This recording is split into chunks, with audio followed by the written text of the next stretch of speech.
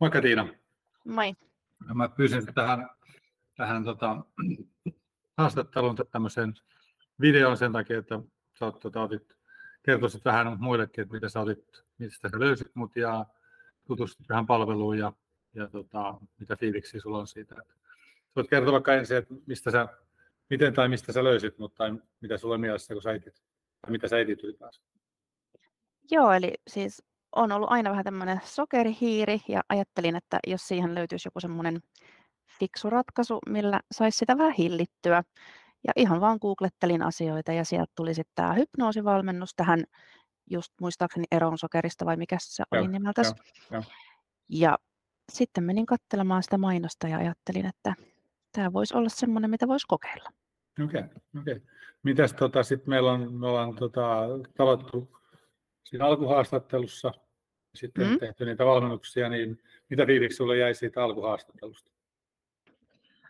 No aluksi oli semmoinen, siis tosi innostunut siis siitä, että joo, että haluan kokeilla, mutta toki siellä oli myös se, että no toimiikohan tämmöinen nyt ihan oikeasti, että vähän semmoinen skeptinen olo siihen, mutta silti kuitenkin se innostus siihen enemmän sitten niinku ajoi, että otin tarjouksen vastaan.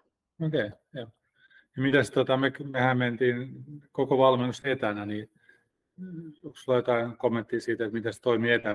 Mitä fiiliksi siitä oli? Että... No siinäkin oli aluksi itselläkin siis se fiilis, että haluaisin ehkä kuitenkin tulla edes pari kertaa käymään ihan vastaanotolla, mutta kyllä sen ekan kerran jälkeen huomasi, että kyllä se niin kuin taitaa ihan etänäkin toimia. Okei. Mistä sä huomasit sen?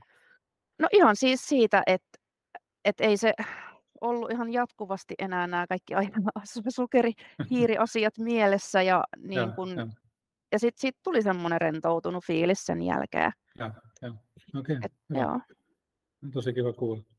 Me muutama kerta me tavattiin ja varmaan katsojia ja kuuntelijat varmaan kiinnostaa se, että miten se on toiminut, mikä fiilis sulla on jäänyt siitä. Mun mielestä siis on toiminut tosi hyvin, että siinäkin mulla oli se pelko, että mitä jos se hiiri sieltä tulee takaisin, mutta ei ole ainakaan vielä näkynyt. Eli mä pystyn nykyään syömään vaikka yhden palan suklaata ja jättämään lopun levyn siihen, kun ennen se koko levy kyllä meni kerralla. Ja samalla siihen tuli myös niin kuin muuta semmoista hyvää, että ei ole hirveästi tehnyt mieli mitään roskaruokaa tai mitään. Olen tykännyt, kyllä. Okay.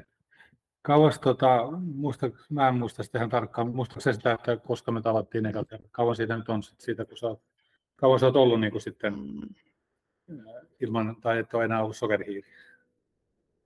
Apua, mitäs mä sanoisin? 2 kuukautta ehkä? Olisiko? Joo. Niin. Se on kuitenkin aika pitkäaikaisesti, että olet ollut. Joo, että toki olen siis syönyt herkkuja, mutta se on ollut aina niin kuin semmoinen oma valinta, eikä semmoinen pakonomainen himo. Okei.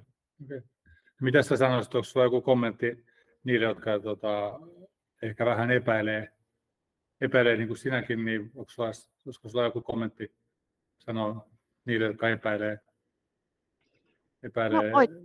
Niin. Oikeastaan vaan se, että rohkeasti kokeilemaan, että ei siinä nyt hirveästi ainakaan voi menettää mitään.